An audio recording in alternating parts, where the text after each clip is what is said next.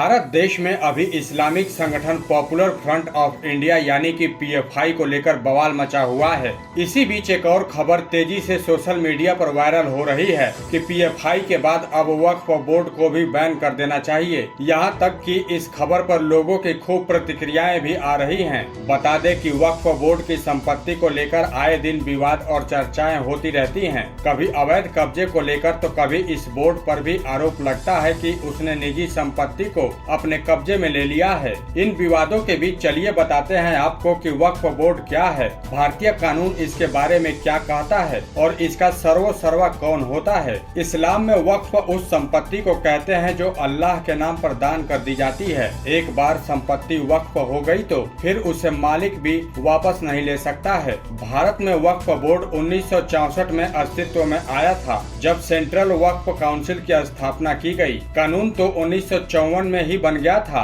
उसी कानून के तहत इसका गठन हुआ और तब से इसने हर उस संपत्ति को अपने कब्जे में लेना शुरू कर दिया जो इस्लाम धर्म के लिए दान में दी गई थी। वक्फ अधिनियम 1954 अपनी तरह का पहला अधिनियम था। अधिनियम के तहत केंद्रीय वक्फ परिषद की शुरुआत हुई। इस अधिनियम में कई संशोधन 1959, 1964 और 1969, 1984 हुए, क्योंकि इसमें कई अड़चने थीं। अंत में जो संशोधन हुआ वो 1995 में हुआ था। उसी के तहत वक्फ बोर्ड काम करता है। केंद्र सरकार के अंदर केंद्रीय वक्फ परिषद होता है, जबकि राज्य के अंदर में राज्य सरकार का वक्फ बोर्ड होता है। दोनों ही जगहों पर अल्पसंख्यक मंत्रालय के अंदर ये आता है। इसी मंत्रालय के तहत वक्फ बोर्ड काम करता है। केंद्रीय वक्फ परिषद में एक अध्यक्ष और 20 सदस्य होते हैं। वक्फ का काम होता है उसके अंदर आने वाली संपत्तियों का रख रखाव करना, जिसके अंदर में कब्रिस्तान, अवैध मस्जिदें, मजार या वो जमीनें आती हैं जो उसे दान कर दी गई हो।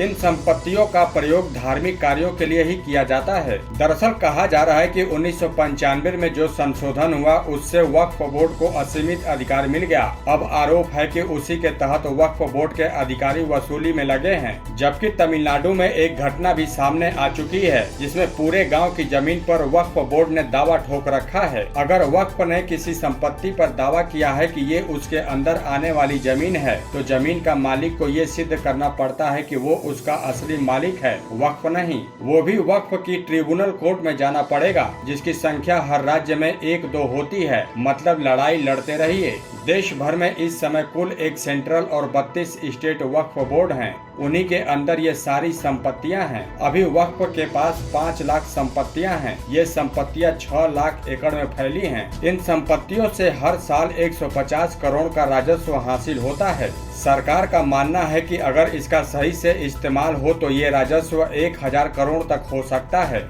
तो दोस्तों, अब तो आप समझ ही गए होंगे कि वक्फ बोर्ड क्या होता है। बता दें कि सोशल मीडिया पर अब पीएफआई के बैन के बाद वक्फ बोर्ड को भी बैन करने के लिए लोग मोदी सरकार से मांग कर रहे हैं। लेकिन अब देखना ये होगा कि पीएम मोदी जनता के इस मांग को पूरा करते हैं कि नहीं। वैसे दोस्तों, आपको क्या लगता है कि मोदी सरकार को वक्फ बोर्ड को भी बैन कर देना चाहिए? आप हमें कमेंट करके जरूर बताइए। और ऐसे ही लेटेस्ट खबरों को पाने के लिए आप हमारे चैनल को सब्सक्राइब करना बिल्कुल न भूलें।